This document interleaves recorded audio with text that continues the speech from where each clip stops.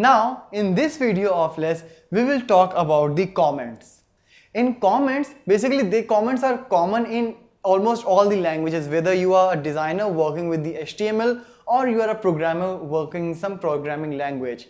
Everywhere you will find the comments and having the same purpose.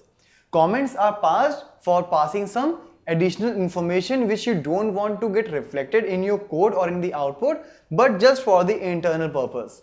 So here in comments in less also, we have the two types of comment, like double slash for the single line comment and slash asterisk asterisk slash for the multi-line comment.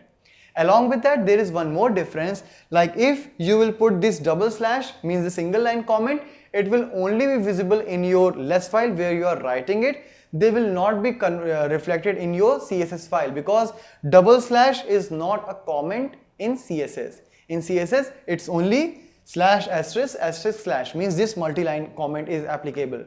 So if you are writing a less file, obviously, so you can pass the double slashes, the single line comment, if you don't want these comments to be reflected in your CSS. And if you're passing multi-line comment, you will use this multi-line comment when there is a big comment, or you want your comment should be reflected in the CSS also. So let's see how to work with the comments in your less. So if I want to write comments in my less file, there are two ways, as I said. First one is the single line comments. So let's say here I am defining the variable, I want to write some comment for that. So this is variable declaration. Alright, so here this is the single line comment. If you will start writing in another line, obviously the comments are gone.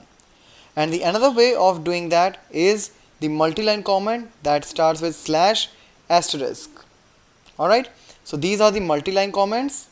So this is class text. Alright, let's say if you want to create another one, as I said, it's multi-line comment, so you can split that in multiple lines as well. This is class header. Let's say here I'm going to create a class header. Alright, and here let's say I'll put the color to green, text decoration.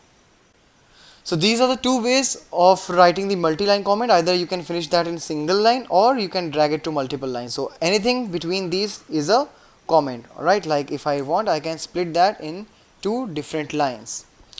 What is the difference? Basically, when you will write this single line comment, this will not be visible in CSS, because these are not the comment. This is not the way of making the comments in CSS, but in CSS we create the comments like that. So let's come to the command prompt and let me just compile this less file first. I'll say yes to all, and let's come to this one. So here you can see I cannot write the comments which I have created using this slashes, alright, the double slash, but I can just see the comments which I have created using the slash and asterisk, that's the multi-line comment. Alright, so basically what you can do, you can just use this type of passing the comments for the variables or for something which is not reflected in CSS. Like we know we cannot declare the variables in CSS, so we can use these kind of comments for putting them in variable. And if you are creating the classes, then you can do it like that, because these are the things which will be reflected in CSS as well. So obviously these are the comments and will give no change in the output.